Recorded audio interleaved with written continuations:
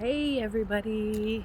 So it is 7 days out for surgery for me, so yay for that. Happy Thanksgiving. It is Thanksgiving.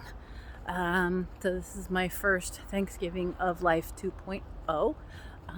I figured I'd celebrate a little, put on a little makeup for the first time since actually quite a bit before surgery because I didn't bother. Look, it's my first actual real clothes since surgery. It's the first time I have been, I'm still pretty sore, but it's the first time I've been able to actually put on some real clothes and not have them be super uncomfortable. So as you can see, I'm outside. I'm on one of my twice daily walks. So that's my goal for myself right now is 2 daily walks. Yesterday, I made a grand total of a mile spread out over the 2 walks. Actually, it's 1.03 miles, so I went a little beyond. And that's the most I've been able to do since surgery. So I take my walk, which I'm doing right now. And then typically I have to go in and take a nap because, oh my God, I have zero energy. I am a wrung out sponge. But I guess that's to be expected. I waited until almost noon to take my walk today because I have been freezing cold. Now, I was the menopause queen, always hot, actually freezing my husband out. Chill pad on the mattress cranked all the way down, fan going, AC, the works. And since surgery, I cannot get warm. I have been super cold. So bundling up, as you can see, I have a sweatshirt on. It is, I don't know, 62 or 64 degrees, somewhere in that ballpark. I'm still really cold. So I will treat myself to a cup of warm tea when I get back inside to thaw out.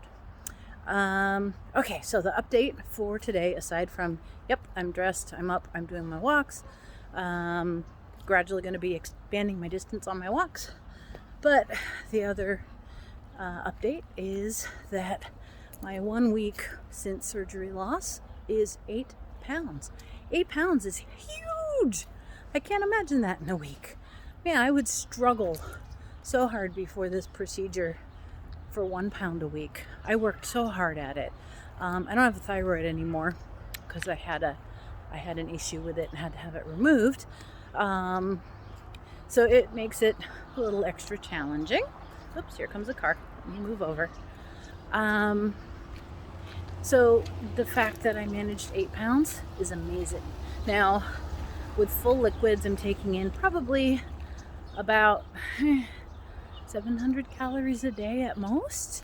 But I pretty much haven't been hungry. I did have one little episode last night where I was hungry.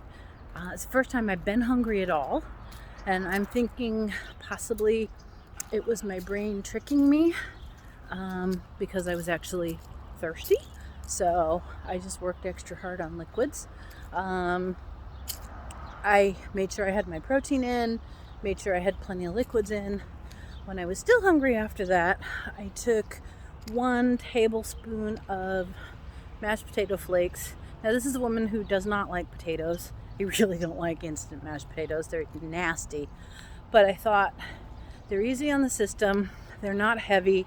And that might give me just a little bit of fullness into the broth to help keep it in my stomach a little bit longer and keep me from being super hungry. And it actually worked. I didn't have any issues with it in terms of stomach pain. And that 1 tablespoon in half a cup of broth, which I consumed over about an hour, actually kept me full. I was still full this morning when I woke up from that tiny bed. So I guess that was a useful tool. Works out to about 15 calories worth.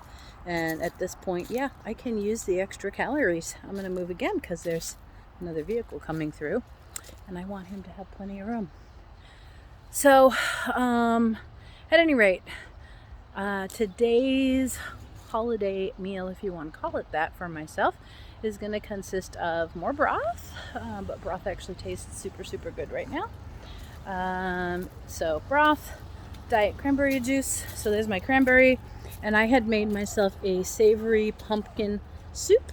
I had a can of pumpkin lying around, so instead of doing the traditional pie, instead of doing the traditional pie, I actually did. Sorry, there must be something going on. My neighbors are all up in arms about something. I know I saw an RV a little bit ago and the water was running from under it, and I tried to shut off the water but couldn't get it to shut off. So maybe that's what it is. So at least there's more people than me trying to solve the problem. The owner is not home, and we do try and look out for that, so that we can save somebody from having terrible water damage to their home.